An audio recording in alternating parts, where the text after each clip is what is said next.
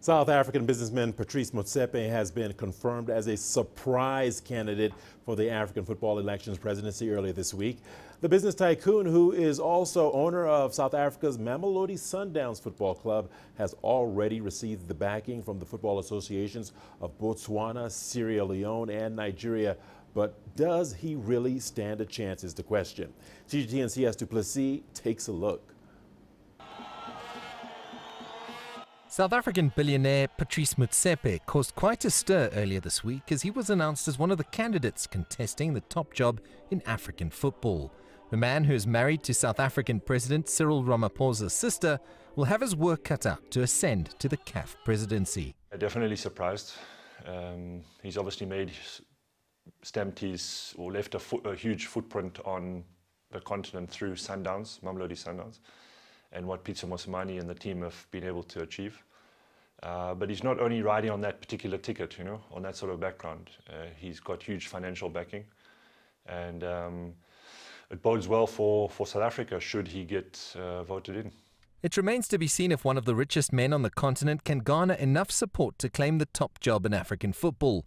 But should he be successful, it will signal the start of a new chapter for the organization at a time when new leadership is required. But maybe with him in the picture, it also talks to, is it time to move away from the normal FA presidents and get for someone who's going to take CAF on a different trajectory altogether in terms of how to reshape and how to come with a different CAF to run African football. Because to be honest, there are a lot of things which have not been done right. Even under the 29-year rule of Issa Hayatou, this regime that came in 2017 with a lot of promises has failed in many different areas to transform our game.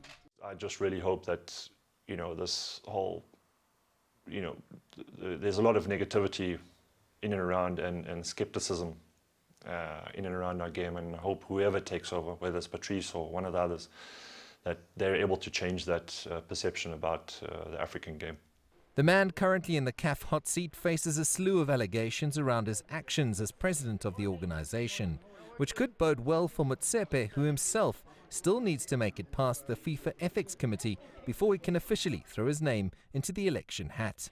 One of the things that is very interesting was that Ahmad is being backed by 46 nations. But already from those so-called 46 nations, we've seen close to more than 15, if not close to 15 of them, already aligning themselves with the different candidates. It tells you that it is never as it seems in African football. You'll have to wait for the 12th of March in Morocco and see who will be the next CAF president.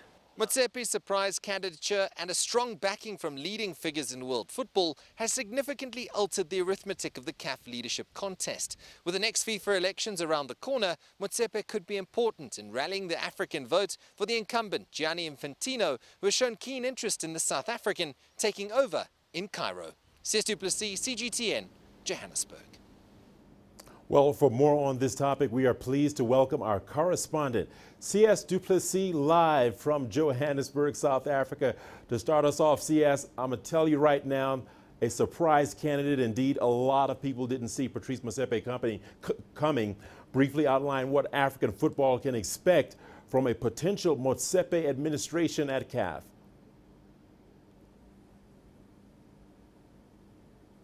Well, Richard, it begs the question, why a man who's worth $2.2 billion US? He speaks at the World Economic Forum. He has a brand new bank. He's just invested in a mobile operator. And of course, is married to the president of South Africa's sister, has any time for football. He has Mamelodi Sundowns that he keeps a close eye on, but from a distance.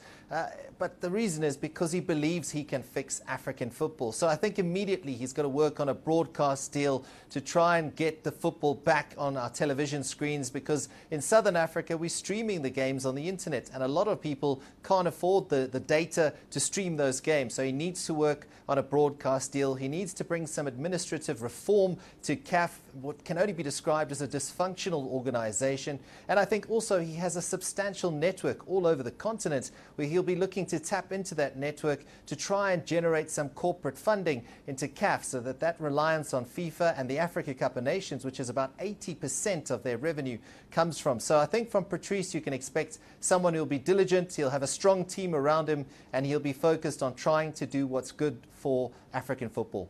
All right, there were a lot of things you said about Patrice Motsepe that I didn't know myself. Well, if recent reports are accurate, Sias, why do you think top powers at FIFA have withdrawn their support of the current president, Ahmed?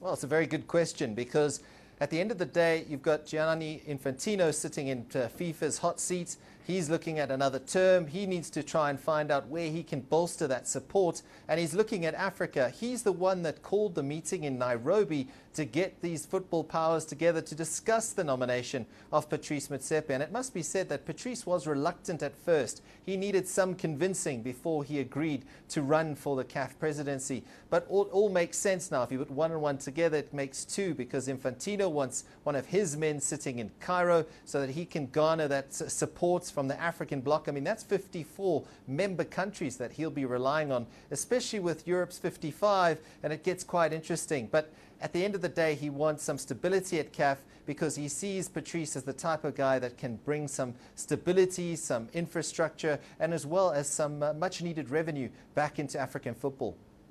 All right, Sias, before I let you go, I've got one more question we've got to discuss. How will CAF's handling football in Africa during the pandemic influence the forthcoming elections?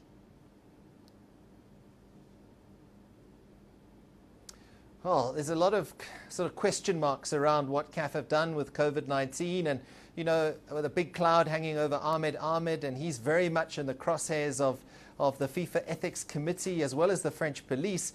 You know, there's a lot that's going on there, and maybe a little bit of misdirection has happened along the way, a lack of trust potentially in the leadership. And if you look at Ahmed with 40 supporting nations, he still feels confident going into the elections. But overall, with the grey areas in the way they've handled COVID-19 and this global pandemic, it could well mean that their alliances formed in other places, and that there's always these clandestine meetings happening behind closed doors to see who goes with who and who promises what, because at the end of the day, an election's about making promises, and it's about also delivering on those promises once you ascend to power. But the 12th of March in Rabat in Morocco will be that defining moment when we find out who indeed is the next CAF president. All right, Sias du Plessis, always great talking to you. Thanks for joining us.